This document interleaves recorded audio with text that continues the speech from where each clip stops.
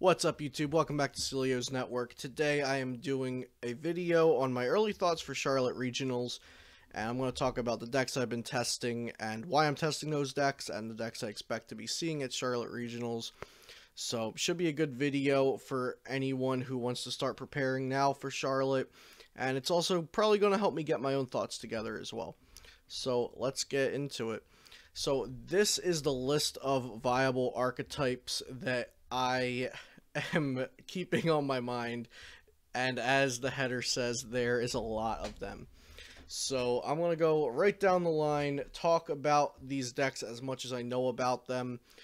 I'm only going to give information on what I know, so my description for some of them might be a little brief because I'm not familiar with every single one of these decks, as in their lists or exactly how to play them and stuff like that. So my first section is the established archetypes, and I'm not making a concrete tier list because there's so many good decks right now, but these are probably the decks that you'd find in tier 1 and tier 2 of a lot of people's tier lists, if anyone's making them right now. So firstly, we have Zoroark Elysipod. This deck won Collinsville St. Louis Regionals. It's super consistent. It has a lot of 50-50 matchups. It's a good deck. It's tried and true. And a lot of good players will probably stick to this again for Charlotte just because we know the deck lists that work. It wins tournaments. It performs well at tournaments. It's a really, really solid deck. And you can tech it out a couple different ways, and I'll look at that in just a few moments. But yeah, Zoroark Elysipod definitely top of this format right now, top of this meta, as are a lot of the Zoroark decks. So next we have Zoroark Lycanroc. This was, if not the best deck, one of the best decks for a little bit. It took Gardevoir's spot as the possible number 1 for a little bit. So Zoroark Lycanroc is really, really good. It's a super aggressive deck, and I'll look at my list a little bit later in the video for the list I've been testing for it. Something to note that's it's something to keep in mind if you really like Zoroark Elysipod, you really like Zoroark Lycanroc, you're not sure which Zoroark variant to go with. Well, Zoroark Lycanroc, it doesn't have a super good 1 energy attacker like Zoroark Elysipod does. And that's kind of the weight on one end that will make some people go towards Zoroark Elysipod. If you want to go back and watch my video I did last week with Alex Hill on post St. Louis pre-Charlotte thoughts, he pointed that out, and it's good reasoning as to why some players might go towards Zoroark Elysipod instead of Zoroark Lycanroc. Just because of that 1 energy attack on Elysipod is really, really good. And Zoroark, you kind of have to build up your attackers. You have to build up Lycanroc and energy ahead of time, or multi-switch an energy to it. Or just keep attacking with Zoroark for double colorless energies. But Zoroark Lycanroc is an aggressive deck. It has some good matchups. It has some poor matchups. I think it is still tier 1, tier 2. It's still a very consistent deck. I do think that a lot of people will favor Zoroark Elysipod, but I think Zoroark Lycanroc is still very strong. I think it's a little weaker versus Buzzwole Lycanroc than Zoroark Elysipod is, but you can still play that Mewtwo or that Mew EX. I'm not really sure if we're going to be expecting a lot of Vikavolt Tapu Bulu, but that deck is good against both Zoroark Elysipod and Zoroark Lycanroc. I think it's arguable which one it's better versus, but both decks kind of fear it. It can run through Zoroark Lycanroc just a little bit easier because it doesn't need to discard its energies to attack Lycanroc for a one-shot. But yeah, that's all I'm going to say about Zoroark Lycanroc for now, because I have my list in the video a little bit later. Still think it's a good deck. Zoroark Gardevoir, I also have my list for this later in the video. But this deck is a little newer to the format and the meta than Zoroark Lycanroc is, so I'll go into it a little bit more. So Zoroark Gardevoir won the Oceania Intercontinentals. Tord Reklev played it. I've changed up his list just a little bit to adapt to the meta that we are in right now. It's so strong. It's kind of the high roll Zoroark deck. Like, you know, it has rare candies, no stage 1, there's no Curlias. So it is probably the least consistent Zoroark deck, but at that, it's still very consistent because it's a Zoroark deck. It's playing 2 Mallows. I'm playing 2 Mallows at least. It is consistent. It's super strong. Gardevoir and Gallade's sheer power can beat some decks that maybe Zoroark Elysopod can't, because Zoroark Gardevoir really doesn't have a damage cap, which is what I like about it. So Gardevoir has its infinite force attack, so you can just pile up damage with that. Gallade can one-shot fighting weak Pokemon like Zoroark, which we're mentioning a whole lot here. And I'm also playing a Clefairy from Evolutions because its Metronome can copy any big one-shotters that are threatening your GX Pokemon and one-shot them back. I'll talk about some of those one-shot decks a little later, but I do think Zoroark Gardevoir is very strong. It is one of my top choices for Charlotte, and I think it's an archetype that you might need to have on your radar. It's not going to be the most popular deck by any means. By my current estimations, I don't think it has a lot of hype behind it. I think Zoroark Elysopod and Buzzwole Lycanroc will probably be the most played decks, and if you're comfortable against those two, I think Zoroark Gardevoir is a very powerful deck. So Zoroark Garbodor, this is one of the decks, as I mentioned earlier. I'm not going to talk a lot about every deck. I'm not going to talk a lot about Zoroark Garbodor. I don't know a lot about Zoroark Garbodor. I've seen the lists. I've watched some games being played with it. I haven't played many games with it or against it myself. I do think it's a nice strategy to be able to lock your opponent on their turn and then take off the tool, or the tool gets removed by its own ability going into your turn, so you can use your trades but your opponent can't use their trades. It's a really nice idea, and it seems like it works really well. I'm not sure of the dex matchups, so I'm sure you can find some people talking about that have more information on it than I do. And if no one else has information on it, get back to me and I will see what I can do. I'll dig up some matchup reports from Zoroark Garbodor and maybe a list. Maybe I'll do a whole video on it later this week, since come to think of it, I don't think there is a lot of information on it out there. But be sure to comment and let me know if you've found some resources for Zoroark Garbodor information, or if you even want to know more about the deck. So next, Buzzwole Lycanroc. Buzzwole Lycanroc got top 4 at St. Louis. I think this deck is extremely strong. I think it's contender for best deck in the format. I think that spot is between Zoroark Elysopod and Zoroark Lycanroc at the moment. This deck is aggressive. It is fairly consistent for a non-Zoroark deck, and it does what it's supposed to do most games. Definitely a deck to have on your radar. Buzzwole Garbodor, I'll talk about both of these Buzzwole variants a little more in depth in a few minutes, but Buzzwole Garbodor got second at St. Louis Collinsville Regionals. I don't think it will be the more popular Buzzwole variant, but it's still a deck that you should probably know the ins and outs of, maybe how the list is built, possibly even a consideration for yourself to play. I think it is a good deck with... I didn't really like the Buzzwole Garbodor deck without the Max Elixirs, but Natalie Champagne, Mahone's Hulk Cruz list.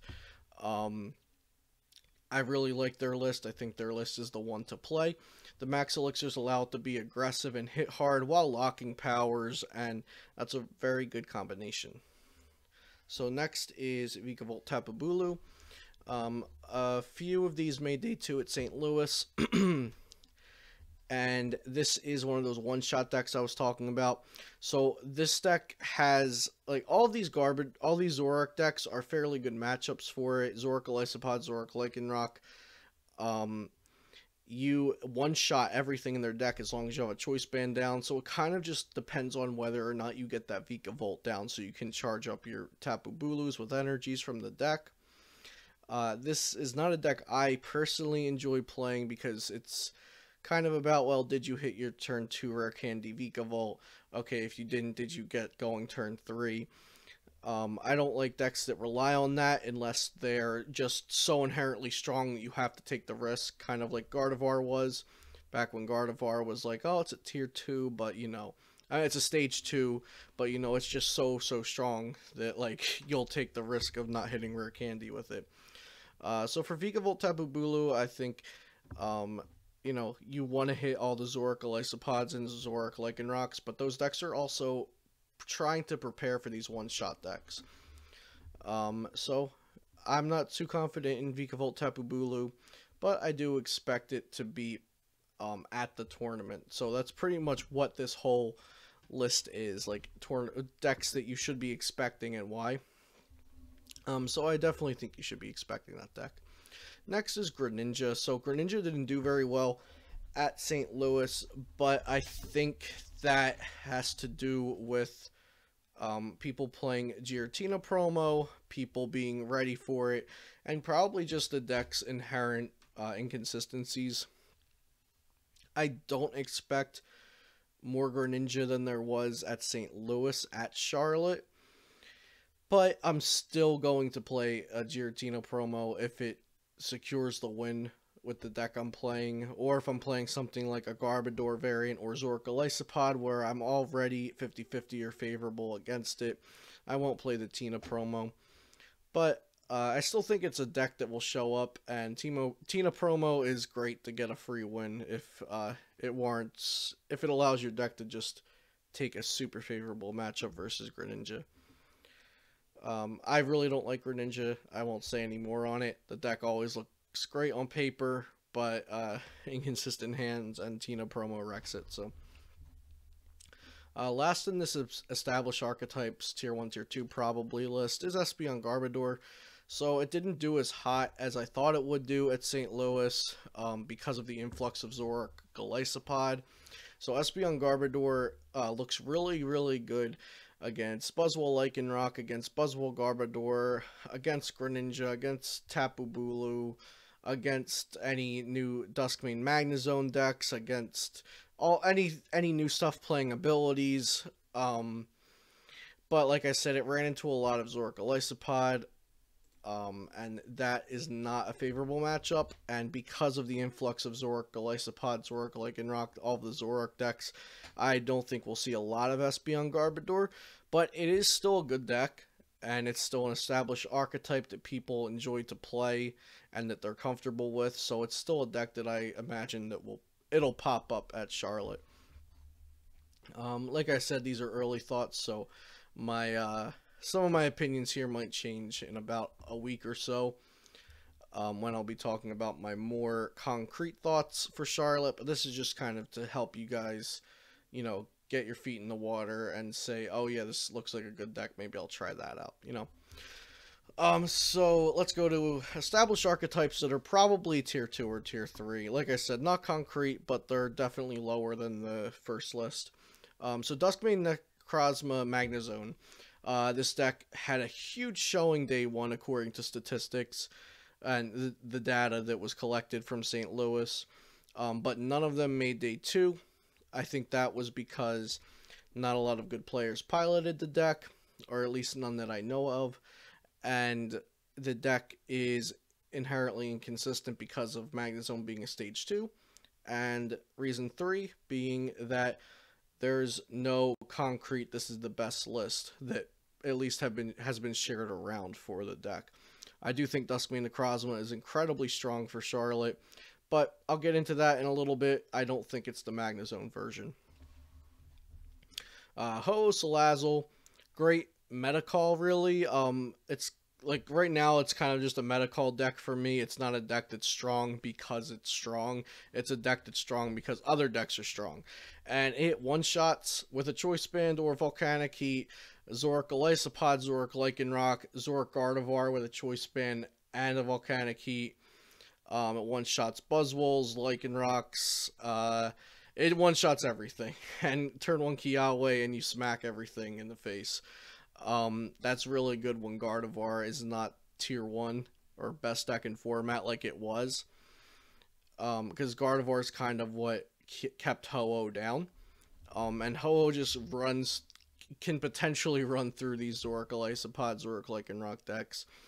If it gets set up and can maybe get 2 Ho-Ohs and a Turt on board throughout the game.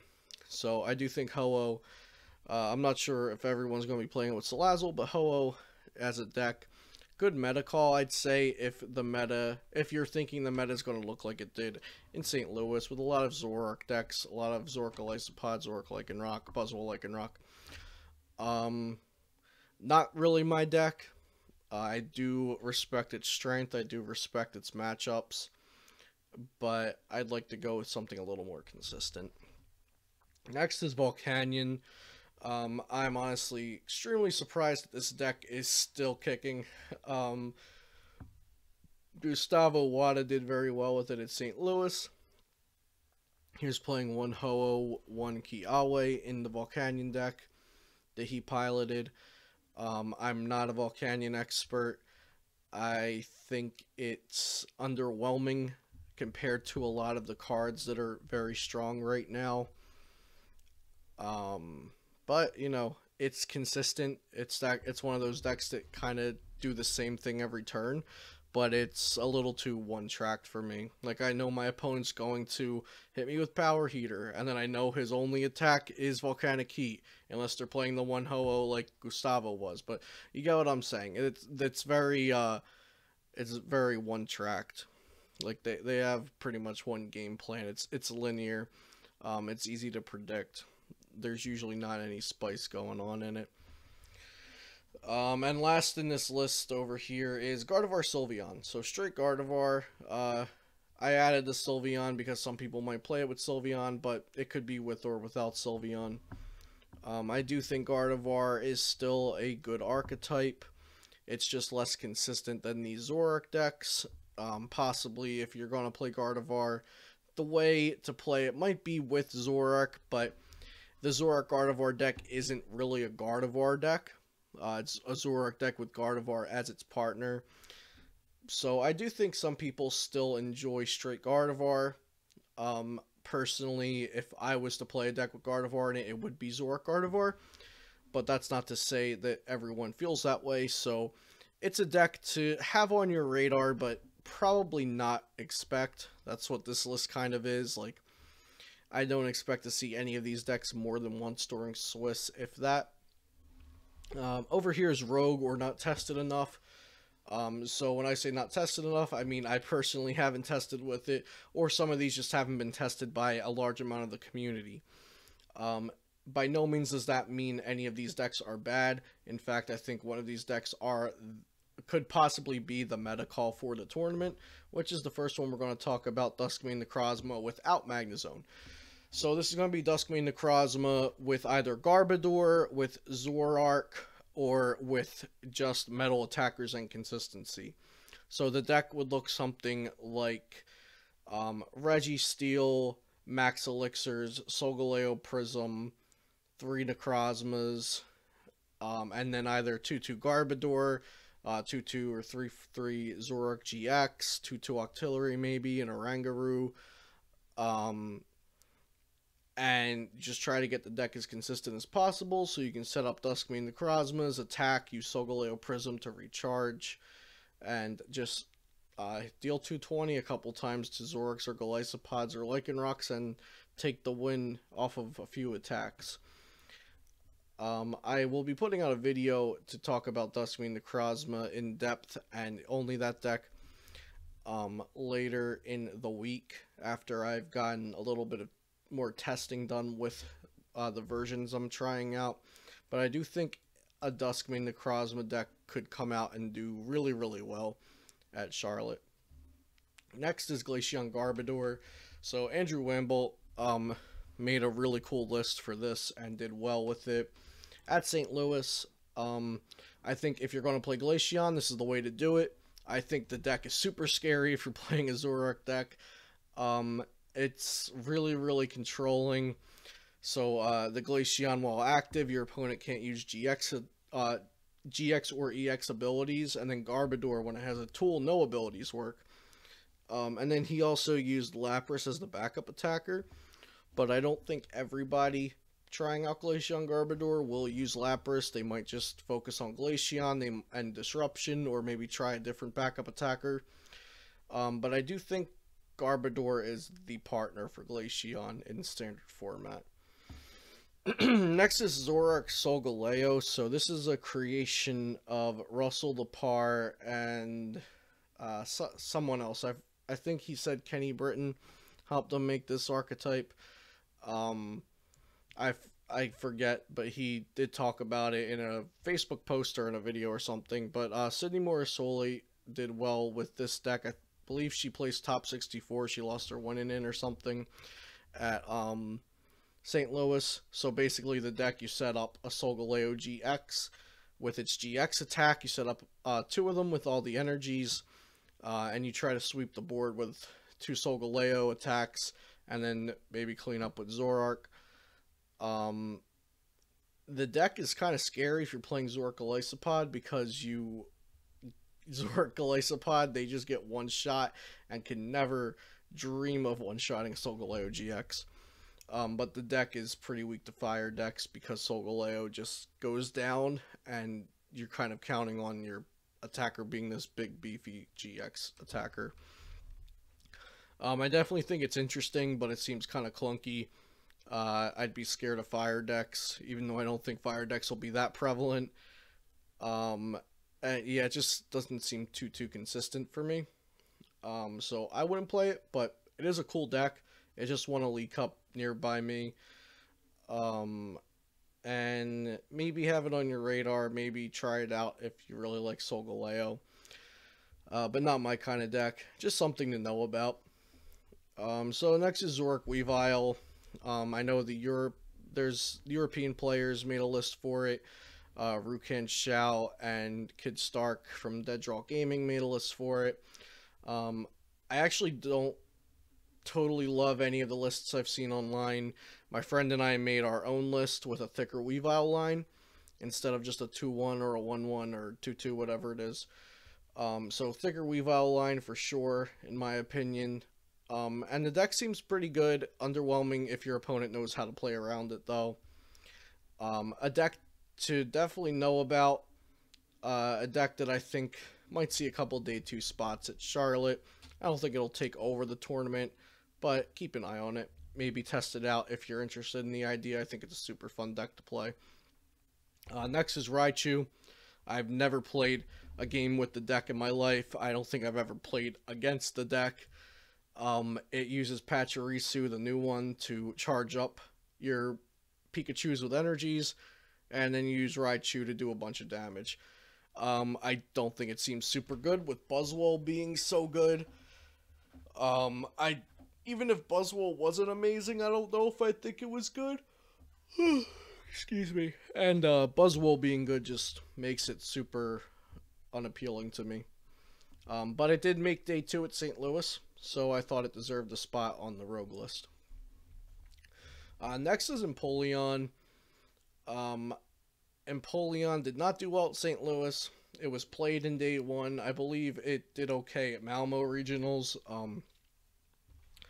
The deck has stage 2 problems, like, you know, every stage 2 deck. You have to hit rare candy for it to work, or wait a couple turns and evolve it naturally. The deck is kind of easy to play around, like I mentioned Zoroark Weavile is as well, because it relies on bench, for every Pokemon it does more damage, so your opponent can just, you know, parallel themselves, parallel you, not play down Pokemon, only put out beefy attackers, so you have to 2-shot them, or you can just be an inconsistent mess because of your stage 2 Pokemon and just fall behind, like I have a lot in testing with the deck. And that goes right into our next deck, Garchomp Lucario. So this deck, if it gets set up, like if you have a game state where you have 2 Lucario, a Rockruff, and 2 Garchomp, you're probably going to win, because you're searching any 2 cards. You have a Rockruff, so you can Lycan Rock something up if you ever need to. You have a Garchomp that's smacking them for 200 plus every turn. You have the other Garchomp that with a strong energy choice band can one-shot Zoroarks. But the problem is getting to that game state, getting to that really strong board. It's kind of an uphill battle, and if I was going to play a deck where you have to struggle to get to a very powerful board, I'd probably just play Greninja. Unless I knew everyone was playing Tina promos, but even then I wouldn't play either of the decks because I'd rather play something more consistent. Passimian, I don't like Passimian. I think it's kind of, I don't know, I just see it as a fun deck, but it did make day 2. I have never played it, and I have no interest in it. But if, I don't mean to sound cocky, if you love Passimian, go for it. Definitely not my kind of deck. I don't want to price 2 Passimian and have my damage output be super low. And then my next category here is mill decks. I never know where to put them in any tier list or whatever, because they're super like hit or miss on like how many show up at a tournament. Like there were those European tournaments where mill decks were everywhere because they beat Zoroark-Elysopod, and then there's other tournaments where you don't even hear about mill. But you know, we have Oranguru now from Ultra Prism, which is a mill counter, and it's actually really, really nice against, in a lot of circumstances, when you just have kind of a lull of a turn. So if you're afraid of mill decks, put in Oranguru. You really don't have to worry about these too much. Sylveon can still attack. Actually, most of the mill decks are attacking now. Some of them don't use energy, but some of them attack. So you just have to play your Oranguru smart. You know, keep Ace of Roll in the deck, and just loop it. But yeah, these mill decks do exist. If you see a Hoopa or a Wobbuffet across from you, maybe identify, I'm playing against a mill deck. Let's not deck myself out. Make sure Oranguru's, you know, in my hand. Don't lose them. So all of these decks here are the decks I expect to mostly make up the day 1 meta of Charlotte. Of course, you leave room for other, but, you know, these are the decks I think I would tell you to know about, ranked from, you know, the established archetypes tier 1 down to the bottom of the rogue list, and then throw mill in there somewhere. From top to bottom, how much you should expect them, how familiar you should be with them. Like I said, this is early thoughts, but it's good to be prepared and good to start studying up on these decks. So I'm going to talk a little bit about Zoroark-Elysopod as a deck on its own. We saw 2 kind of tech versions of it at St. Louis. We saw the Loranis promo and the Sudowoodo with counter energy. So Loranis promo, the winning deck and also a top 8 deck, played 2/2 Loranis promo in their Zoroark-Elysopod. So that Elysopod did 20 more damage for each Loranis promo, and this helps math against things like Buzzwole, against Tapu Lele, against Ho-Oh, really anything with 190 or 170. So your first impressions do 150 with a band, or 170 with 1 Loranis, 190 with 2 Loranis, and your Crossing Cut GX does 200 with a choice band and a Loranis. So it just helps math against Buzzwole, against Ho-Oh.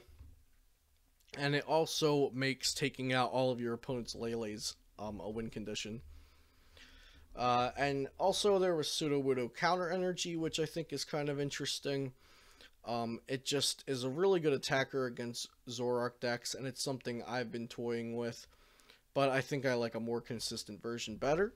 Just something, you know, something to be aware of. Like if you're playing against a Zoroark-Elysopod deck, and maybe you see a counter energy in their mulligan hand, that might hint that they're playing Sudowoodo. Something like that.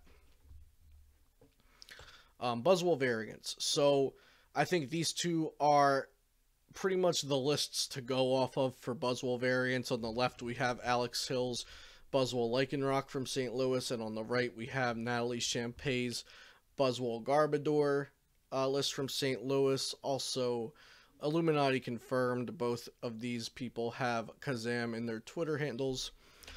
So Alex Hill's list, my list is like 1 or 2 cards off the one I've been testing with, but this is a great one to go off of to start out with and then change some things for your preference of how you play. Super solid list. And Buzzwole Lake and Rock is one of my favorite decks right now. I am heavily favoring it for Charlotte. I think it's a great deck that you should know about. And whatever deck you're playing with, be prepared for Buzzwole Lake and Rock. Buzzwole Garbodor, I wouldn't go ahead and say I think it's going to be super prevalent, but I do think it's a good deck, and I know a lot of people who are really stuck on this deck and really, really enjoy it. And I think Natalie's list, that I know Andrew Mahone and some of their friends also put in the work on, this list is superb. The 2/2 Carbink is really good. The Zygarde's really good. It actually has a chance against Espeon Garbodor because of the Carbink and because of the Zygarde. Yeah, this list is like near perfect. I actually don't know if I'd make any changes to it. Maybe a 3rd parallel city. But that's a big maybe. I think this deck is this list is really, really nice. So start out with these 2 lists if you're thinking about either of these Buzzwole variants. So Duskmane Necrozma I was talking about. I don't think Magnezone is the partner to play it with. I think Duskmane Necrozma with Max Elixirs, with Registeel, with Solgaleo Prism, and then a line of a stage 1 like Octillery or Garbodor, Garbotoxin, or Zoroark GX for some consistency is the way to go. I've been testing it a little bit. I don't have a perfected list to show you today, but hopefully I'll have that later in the week. I really think if someone perfects a Duskmane Necrozma list, it could do super well at Charlotte. So get brewing. Let me know what you come up with. I think Duskmane Necrozma might be something to look out for just because it kind of sweeps through Zoroark decks. But we did see it have a 0% success rate with the Magnezone variant at St. Louis. One made top 64, I believe, and one made day 2. And I'm going to link a video to Darium's Competitive Pokemon YouTube channel where they go over a Duskmane Necrozma Garbodor deck that I think is a very good list to start out with if you're interested in trying out this archetype. So these are the lists I'm testing with. First is my Zoroark Lycanroc list. I haven't changed too much of it since pre-Ultra Prism. This is probably, out of the lists I'm about to show, this is probably the one I'm doing the least amount of testing with. Excuse me. I played this deck so much during Quarter 1 League Cups. So I don't really need to get a feel for the archetype. More so just trying out different cards. And I really like this list. I went to 2 Strong Energy 3 Fighting because of how prevalent Enhanced Hammer is. Excuse me. I'm still keeping Buzzwole in there because of how good Zoroark decks are. And I put in a Parallel City over the Reverse Valley. So yeah, this list is tested. This list is, I would dare say it's pretty good. And I think this is a good place to start if you're going to try Zoroark Lycanroc. This is the list I'm testing. So I wouldn't be testing a list that I didn't think was good. Next is Zoroark Elisipod. This is based off of Russell Lepar's top 8 St. Louis list. He suggested some changes when he posted his list. I also messaged him about the Oranguru, and he said it was good, and I kept it in there, and I really love it now. I don't think I would take it out. I've decked out too many mirror matches with it, too many Zoroark decks with it, and you know, it's a great mill counter, which I've been seeing a lot of mill on PTCGO, but I don't think that translates over to real life. But Oranguru, super good. The Mew EX kills Buzzwoles. The list itself is consistent. I like the Max Potion. I like the Evo Soda. The Mallow is super clutch for when you need like Max Potion DCE to set your opponent back a turn. Yeah, I'm really liking this list. Zorak Gardevoir. So I've been talking about this deck a lot in some of my past videos. I made a couple videos just on this deck. I've been testing it a lot. I put in a lot of games with this deck. I really like this list. If I'm going to play this deck, this is the list I will play. I can't imagine changing anything except possibly another parallel city, but I don't see the room for it anywhere. Clefairy is amazing. Metronome is such a good attack.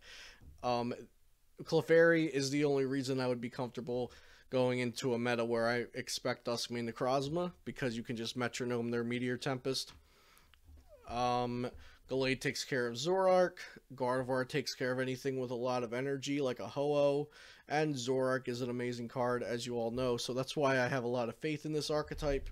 And because Tor did so well with it at Oceania.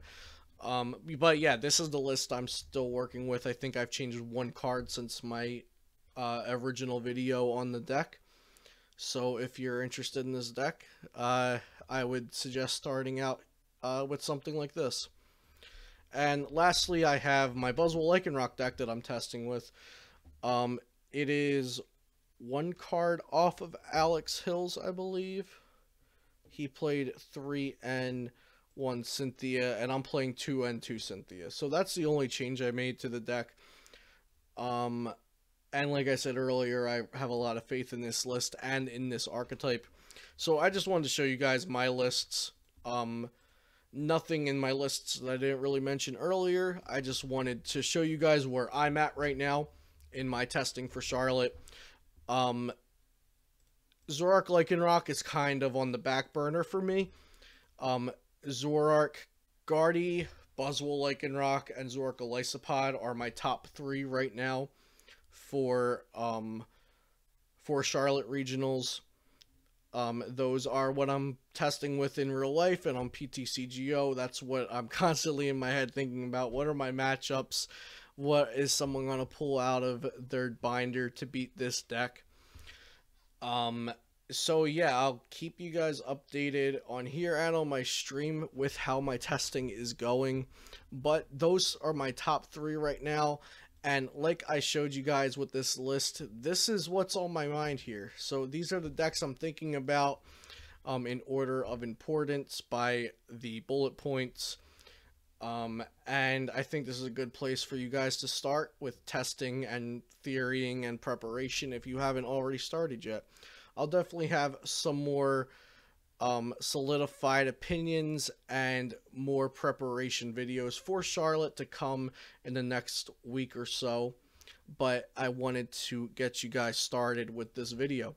So as always, thank you for watching, and I also, if you haven't watched my newest update video, I'm now a Twitch affiliate, and the best way to support my content, if you would like to, is by subbing or donating to me on Twitch.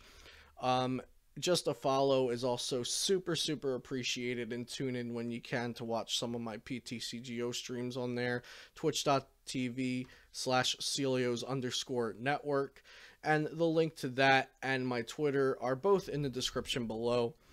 And thank you guys for watching. I am loving where the channel is going, and I hope to keep providing you guys with competitive TCG TCG content, sorry.